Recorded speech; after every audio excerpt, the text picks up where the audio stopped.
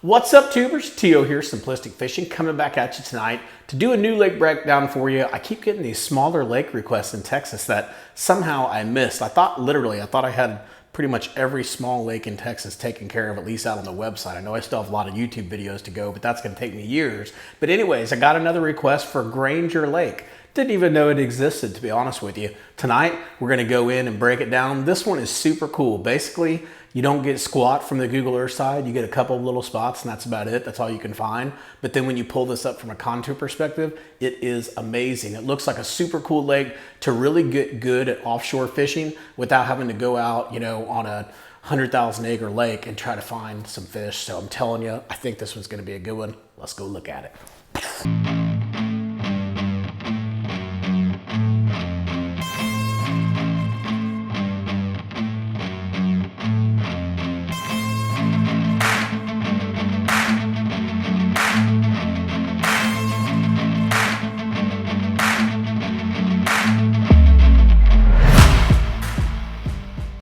Like we always do, we always start off on the Texas Park and Wildlife fishing page to see what kind of information we can find out about the lake, what kind of fishing there is there, what kind of fish they put in there, the bait fish, all the good stuff. So let's go ahead and start there just like we always do. First off, we're talking about Granger Lake. It's located northeast of Austin in Williamson County on the San Gabriel River near the towns of Granger and Taylor.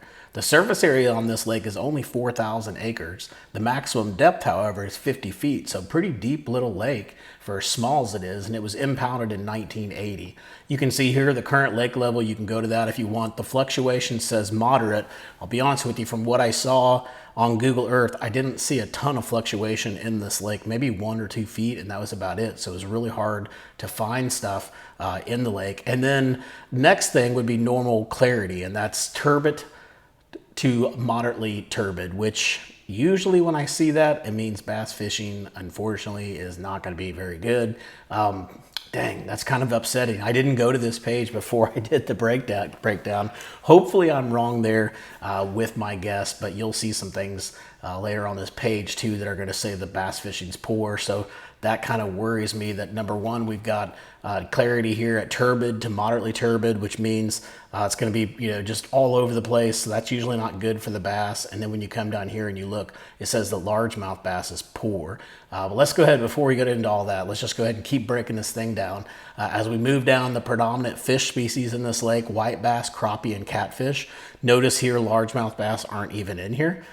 When you go to lake records, though, there is a largemouth that was 11.62 pounds caught back in 1992. So we know that they're here. Looks like there's some spotted bass in there as well, possibly. And maybe they've all died out. I'm not sure. Don't know the information on this lake. You look in here, though, it does talk about angling opportunities. It says that crappie is the most popular sport fish.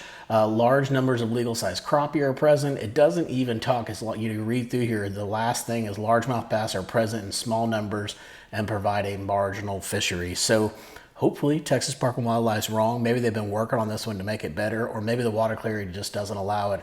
But that's basically what we're getting from the page. You can see here it's got fishing as far as the white bass says it's good, and the crappie is good, and catfish is good. So I guess if you're a crappie and catfisher, you'll be very happy about that. And then we've also got, it says that they've got some piles out there as well. So we'll want to go take a look at those habitats and see what they have out there for us. And we'll talk about those here in just a minute. So let's switch over really quick.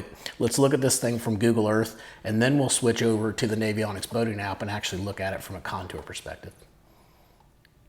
Here we are out on Google Earth, and just wanted to show you what the waypoints look like from a Google Earth standpoint. Like I said, there wasn't a ton on Google Earth that we were able to find, but there is some stuff out here, and you can see, of course, I've got all the offshore stuff out here as well. But let's go over here and look at the left-hand side. I'm just going to uncheck everything to start with. I'll leave the channels and ditches. These are all the different channels and ditches that I could see coming into the lake. Now, some of them weren't really that well defined. Some of them were pretty well defined, but I went ahead and marked them for you so at least you know where the main creeks are that are coming into this lake. Obviously, the major one's going to be back here. Now, as far as other types of cover, found quite a bit of stuff. Not quite a bit of stuff, but a handful of things. We just got some debris that I wanted you to check out, like down here off this point, or sorry, back behind this dock. If I draw the date back, you're going to start to see that there's some debris back behind here. You can just barely start to see the tip of it. So right back in here, And then of course, you know, you've got the riprap, some more debris that was over here off of this point too. You can see it right there in the image. Here's the riprap that I marked for you guys, the two things of riprap. There is an old road that's up here too, and you can really see it from the satellite image. You can see it came down here. It came all the way down here. It may have done something out here in the middle of the lake, I'm not sure, but right in here you can really tell that there's something going on, because if you draw this water back a little bit more, I'll just keep going until we get to 2008. If we can ever get there. There we go, 2008, and now you can actually see it.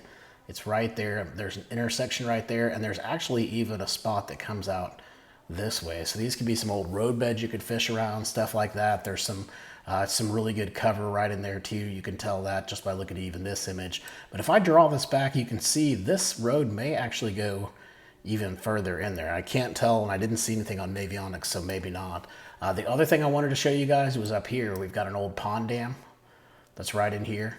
May even have one right there too. That one's kind of hard to tell if that's looks like that might just be like a little creek that comes in, but definitely a pond dam right there. And then there was another pond dam that was up over here. There's one that kind of goes across this way. So I marked those for you as well. Got a point here I wanted you guys to check out. We'll talk about that on the offshore side. And that's really about it from the Google Earth side. I mean, there's just not much.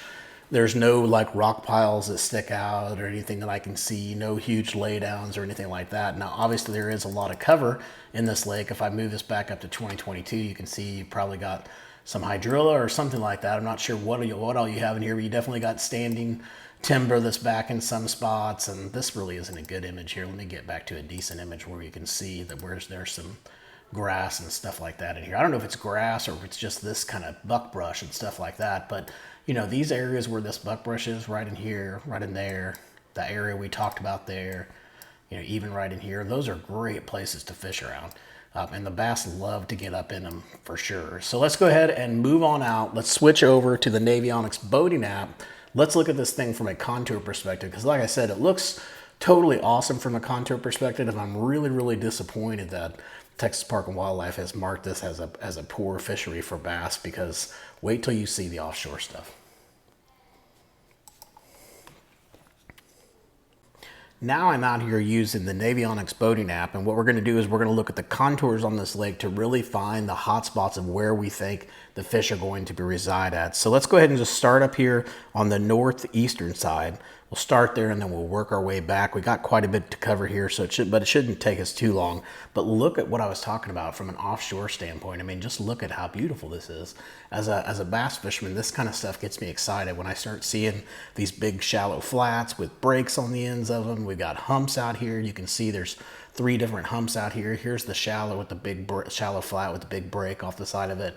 You got a nice little point that's up here too that comes off right where that stuff was that we were looking at. It's right there off the edge of that.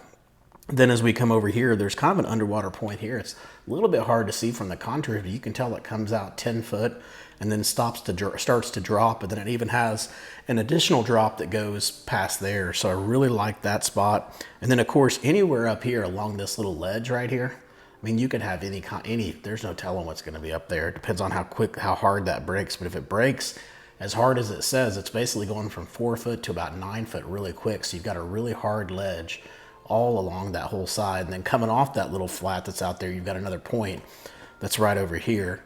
And I've marked that one for you guys as well. So let's zoom this back. Of course, all of this is going to be really, really shallow.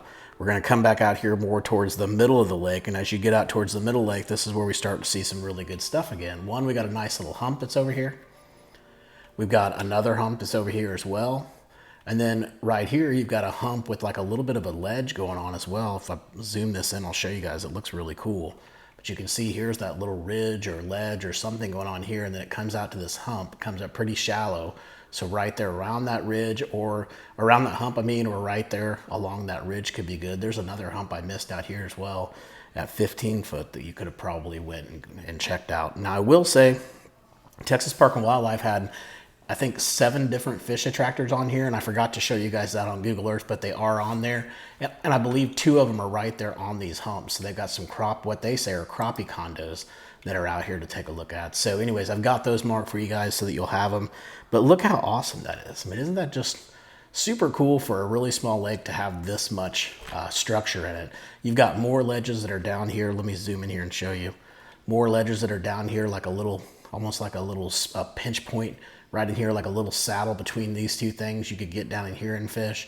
You can fish off the tops of these, this shallow point that comes out. There's just all kinds of good stuff over right here. And then also right in here, you've got another pretty decent ledge going on right down in there. The sad part is it says that it's not good for bass fishing, but man, they definitely have the structure for bass fishing for sure.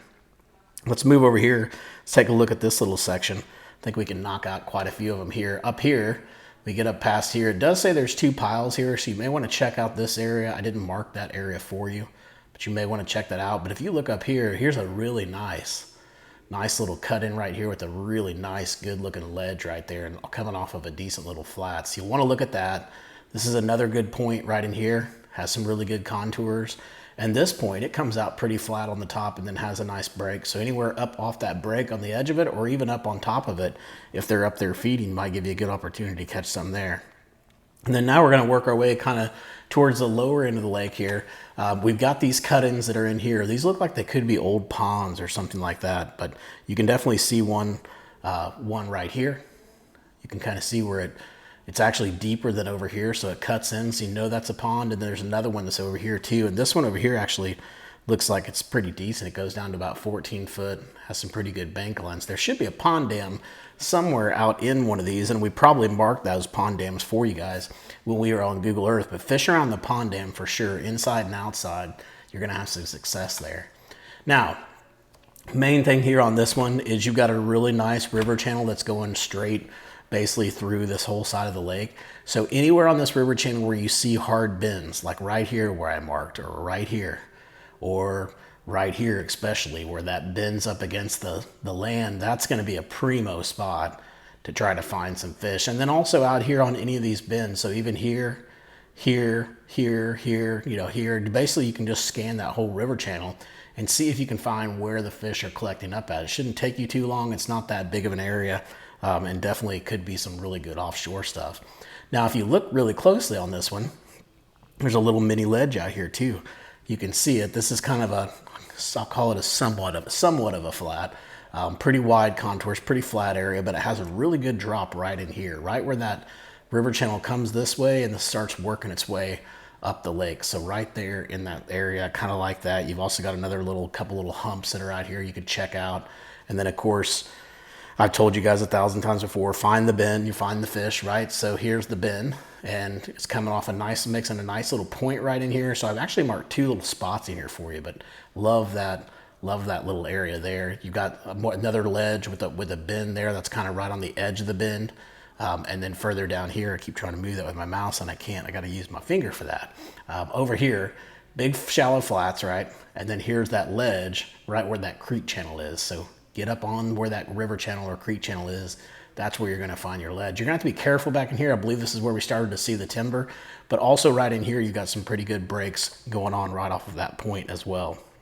So that really covers us for everything.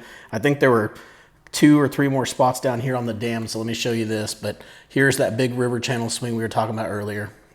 Again, just marking another bend right here.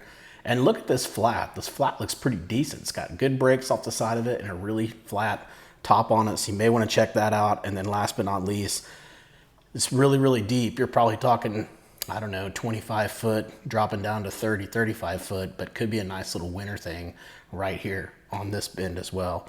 So anyways, guys, that wraps this up. Make sure to go check out our website, simplisticfishing.com. We've got all these waypoints out there for you, so you can download them, put them on your graph, get the SD card, whatever it is you want to do.